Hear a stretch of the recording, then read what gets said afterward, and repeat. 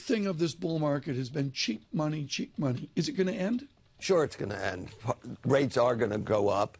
And, you know, Bill Priest, whom I've only known for about 40 years, has a point that free cash flow valued at a rate that reflects the risks of living in the kind of world we live in, where there's probably at least as much risk on as risk off, or rather risk off as risk on, investors fleeing risk, that will again assert itself. From the unicorn private equity bubble going on in Silicon Valley, right across the board. Is that unicorn rally? I mean, you're teaching Unicorn 302 at NYU this term. Are you? I mean, is it just going to continue on, the innovation and all that we see in Silicon Valley that's associated with this odd word? Well, we have something new among the unicorns. If you look at the top 2 or 3, Airbnb and Uber, they've kind of brought this new business model to bear, and that is leveraging other people's huge CapEx investments. We've never seen anything like it. We've never seen valuations like this.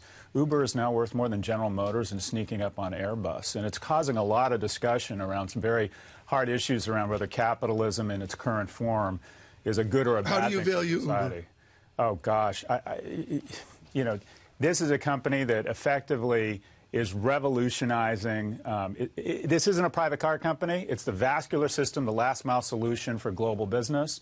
So it's being valued off of growth and off a multiple of its revenues. But right now, the valuation, as Travis says, this is the value I put on the company, and the market listens. Yeah, well, Bill, when somebody comes to you and says, we've got an Uber-like idea, what do you say to them? How do you evaluate people who think this is, as Scott says, the solution? There are 2 ways, and only 2 ways, to invest in these companies before they go public, at which point you get a market test of what Travis thinks Uber is worth and investors are willing to pay. 1, at startup, at concept stage, spray and pray.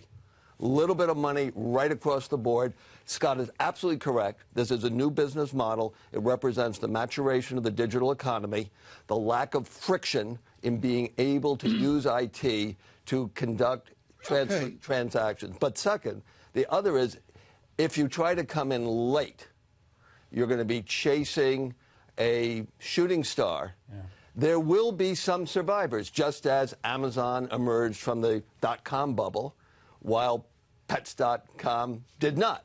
There will be losses. The biggest issue to me about the Uber kind of evaluation is that you have conventional investment institutions by paying premium values without liquidity. Without liquidity. You buy in the IPO, you can change your mind, and there's a price at How which do you you can get respond out. with all this happy talk to Alibaba being down 35% from its peak? I mean, somebody's taking huge losses on recent Yahoo price performance. Alibaba, you know the names better than me. I mean, Scott, when is there a tech bubble to burst given all this enthusiasm?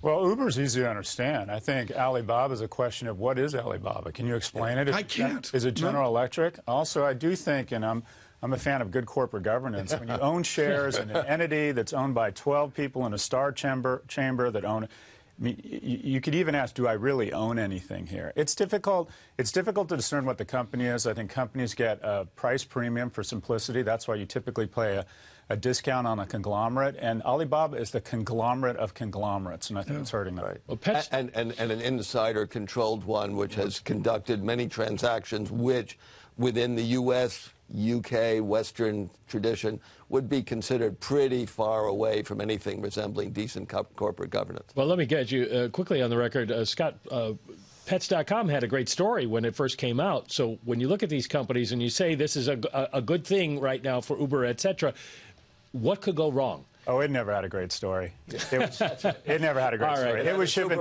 Investors bought it, though. That was the thing. They put them in business. It was shipping $20 bags of dog food. This is hindsight. $40.